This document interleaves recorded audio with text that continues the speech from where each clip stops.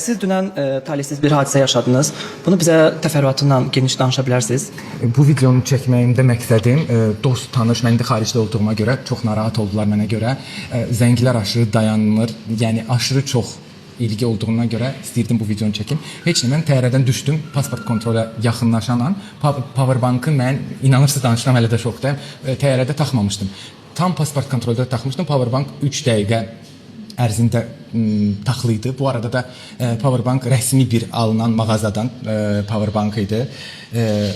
Çantanı sizə göstərim ki, baxasınız. Çantanın harasında oldu. Dəqiqliyi ilə hər şey görəsiniz. Görürsünüz.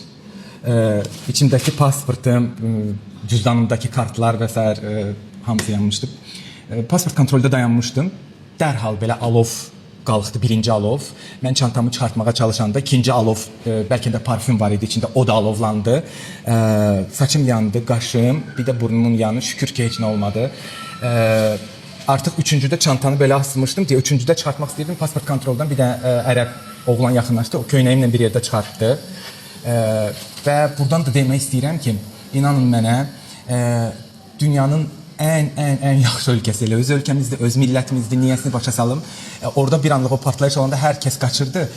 Nə polis yaxınlaşmadı, nə yəni çox belə anidən bir şey başladı, nə həkim çağırdılar. İnanın ki, bu baş versəydi Azərbaycanda bizim hava limanında, bizim sərhəd qoşunlarımız dəfələrcə görmüşəm necə turistlara qarşı ilgi ilə yanaşırlar. Bax, mən səmimiyyətimə inanın ki, istər gömrük işçilərimiz, istər həkimlərimiz, biz turistə qarşı bambaşqayıq. Mən dünən 2 saat ərzində nə həkim çağırmadılar, nə su vermədilər. Ən son sağ olsun burada yaşayan bir dənə dostumuz Vahid, onlarla Çin dilində artıq danışandan sonra dərhal su gətirməyə başladılar. Dərhal 2 saat məni saxlayırdılar otaqda ki, biz bunu hələ araşdıracağıq və s. və ilaxı. Amma yenə də deyirəm ki, bizim hava limanında bu baş versəydi, daha yaxşı ilgi göstərilərdi.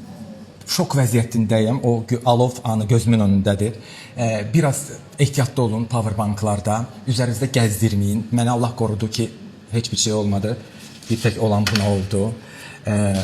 Dediyim kimi, özümüz öz millətimizin qədrini bilək. Mən dünən yenə də əmin oldum ki, ən yaxşı sərhəd qoşunları bizdə, ən yaxşı gömrük işçiləri bizdə. Yəni, düşünün ki, tək qalmışam, başa sala bilmirəm. Nə su, nə həkim, kavraletlərinin dərini çəkirlər ki, kavraletimiz yandı. Bu qədər. Sizi sevirəm, özünüzə yaxşı baxın.